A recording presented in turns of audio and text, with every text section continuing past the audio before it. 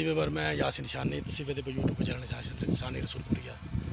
ਅਸੀਂ ਆਏ ਹਾਂ ਦਰਬਾਰ ਆਲੀਆ जनाब फाजल हुसैन शाह रहमतुल्लाह अलैह हज़रत पीर सैयद मोहम्मद आलम शाह सैयद आशिक हुसैन साहब आप दरबार पर मारते हैं। थोड़ा जिहा विजिट करावांगे इंशाअल्लाह तुहानूं मॉल विखावांगे क्योंकि ਅਸੀਂ जा रहे हैं तो रोड के उत्ते दरबार से तो सोचा कि थोड़ी वीडियो बना लईए तुहानूं शेयर कर देगी दोस्तों।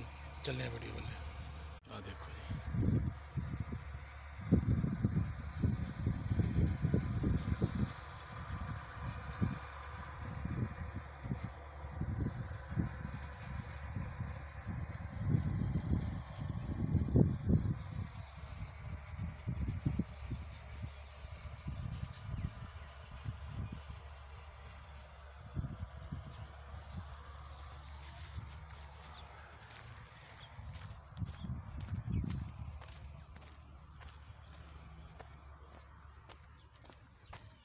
जी दरबार है उत्ते रोड से बनया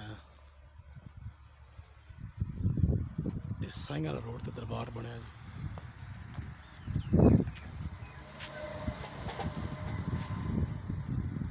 असीं क्या जी दरबार बनया तो 2-3 मिनट का क्लिप ले लेने।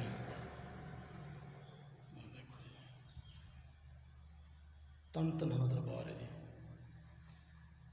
अफसोस और गैरत की गल है कि कट्टा मिट्टी पिया उत्ते कोई पुरसहान हाल नहीं, कोई भी मसलन के खुद दरबार पे है, लेकिन बहुत अफसोस हो रहा देख के। बहुत कट्टा मिट्टी तो कोई सफाई का निज़ाम जरा नहीं बेहतर किया उन्होंने।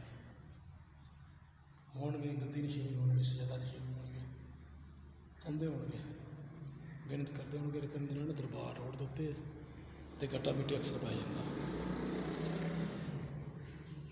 तो असीं इंशाअल्लाह कोशिश करांगे साफ करने की जिन्ना साडे कोल नशीन इंशाअल्लाह करके जावांगे।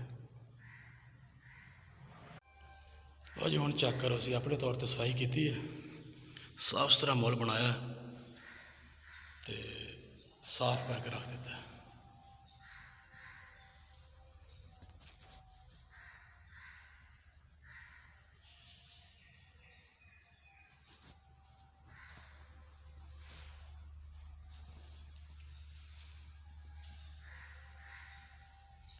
कुरान शरीफ जिहड़े ने भी उस तरह पे ने